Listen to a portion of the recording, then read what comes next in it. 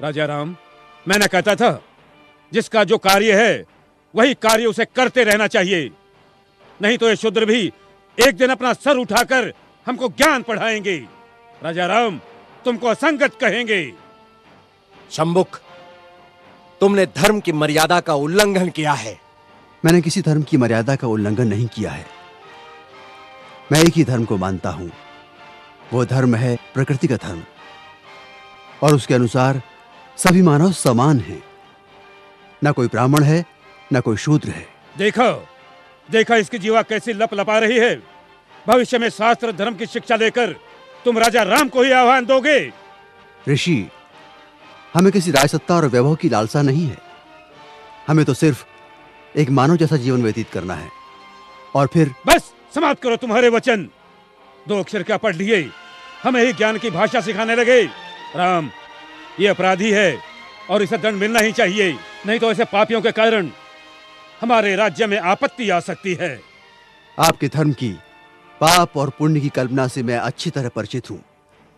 वो सारा पाखंड आपने अपने स्वार्थ के लिए रचा है और सारी प्रजा को मूर्ख बना रहे। अपनी वाणी को रोको शंभुक। हम अपने परम पूज्य गुरु का और अपमान नहीं सह सकते।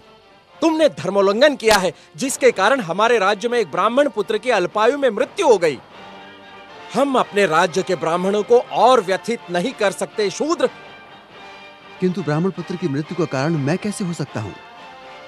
हे राजन, बड़ी नम्रता से दुस्साहस कर रहा हूं। आप तनिक अपने मन दर्पण में झांक कर तो देखें, तो आपको पता चलेगा कि आज की और कल की आपकी छवि में कितना अंतर पड़ा है। हे मर्यादा पुरुषोत्तम, राजा के अहंकार को कुछ क्षण के लिए त्याग कर तो देखो। मुझे स्वप्न में भी आशा नहीं थी कि देवताओं के मान्यवर दशरथ पुत्र राम का इतना नैतिक पतन हो जाएगा। किसी ने बस कह दिया तो आपके सोचने की शक्ति क्षीण हो गई। राजदंड की आड़ में ऋषि का वध करने के लिए उद्युक्त हो गए। दोषी मैं नहीं राजा राम, अपितु ब्राह्मण पुत्र की मृत्यु के लिए दोषी आप हैं। अपनी विष उगलती जिह्वा को रोको शंभुक। मुझे भयभीत करने की चेष्टा न करो राम। जब जब किसी शूद्र ने परंपरागत सामाजिक दास्तां की बेड़ियां तोड़ने की चेष्टा की, तब तब धर्मांधों ने उसकी हत्या कर दी। मुझे मृत्यु का भय नहीं राम। एक शंभुक जाएगा तो दूसरा शंभुक निश्चित ही पैदा होगा। शंभुक, मैं राम, स्वाभिमान और स्वतंत्रता का लघु जीवन भी दास्ता और अपमान से भरे दीर्घायु से कई गुणा सुकर है। अब यदि एक भी शब्द तुम्हारे मुख से और निकला तो मैं सत्य हूं और सत्य की कभी मृत्यु नहीं होती।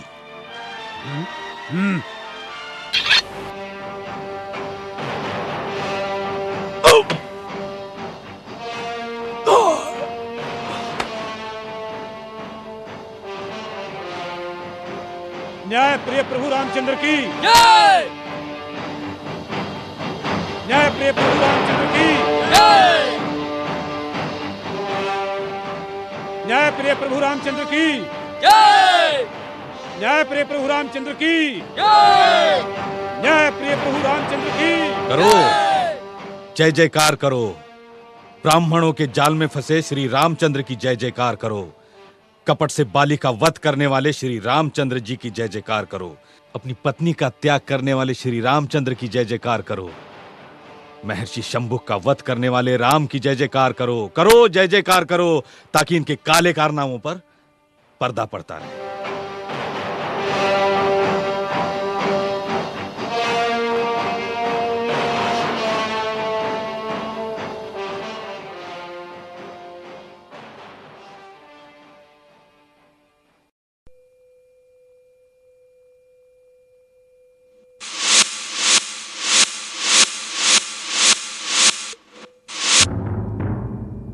अगर तुम्हें धनुर्धारी बनना ही है तो जाओ, अभ्यास करो। अभ्यास करने से कुछ भी प्राप्त हो सकता है।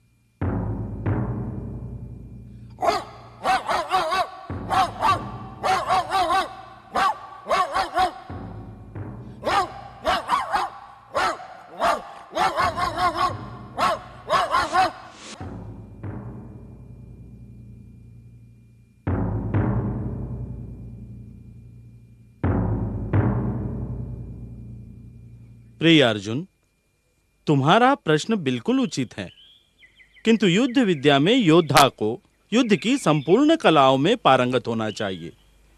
केवल एक कला में पारंगत होने से कोई भी पूर्ण योद्धा नहीं हो सकता। किंतु गुरुदेव, धनुर्विद्या को तो सर्वश्रेष्ठ कहा गया है। तुम तो जब तब अपनी प्रशंसा में मगन रहते हो। मेरी प्रशंसा? हाँ, धनुर्धारी होना। भीम, तुम्हें विषय को भटकाना अच्छी तरह आता है। भीमराता की तो ये आदत है, बिना किसी कारण के किसी से भी उलझ पड़ते हैं। किंतु नकुल, तुम क्यों भीम भ्राता की बात पर कटु टिप्पणी कर रहे हो?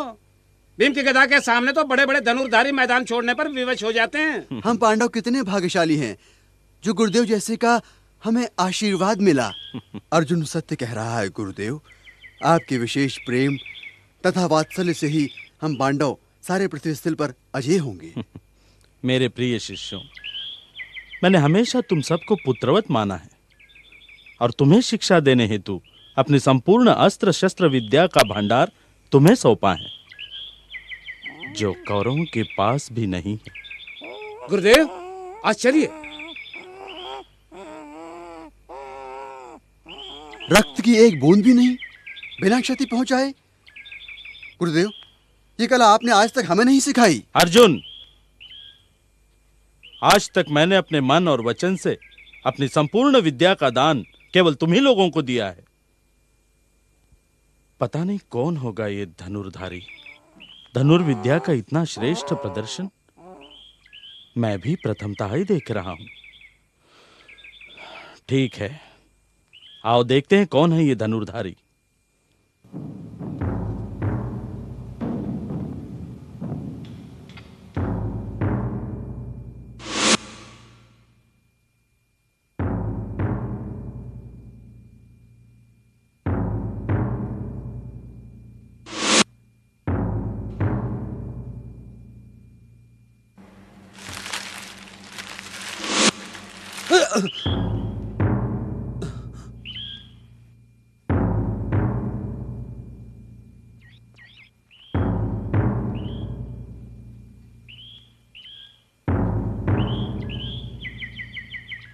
कौन हो तुम लोग? भद्र पुरुषों, तुम्हारे आगमन से मेरी एकाग्रता भंग हो रही है। मैं युधिष्ठिर, ये मेरे अनुज भीम, अर्जुन, नकुल और सहदेव। क्षमा चाहता हूं वीर पुरुषों, मुझे पता नहीं था कि आगंतुक आप लोग हैं। क्या उस कुत्ते का मुख तुमने ही? जी हां मान्यवर, वो मेरे अभ्यास की एकाग्रता को भंग कर रहा था। कहां से सीखी है ये कला? कौन है तुम्हारे गुरु? मेरे गुरु हैं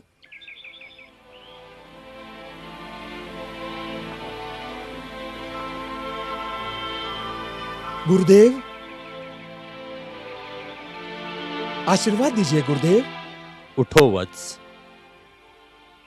हे वीर पुरुष, कौन हो तुम?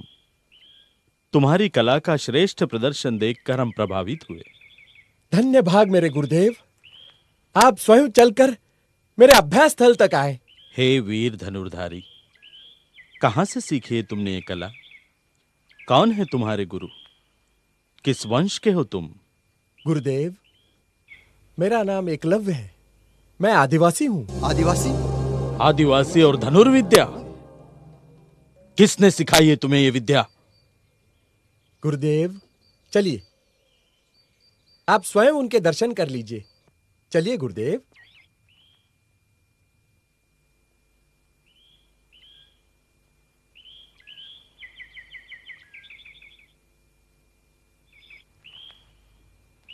गुरुदेव, ये रहे मेरे परम पूज्य गुरु श्री द्रोणाचार्य जी।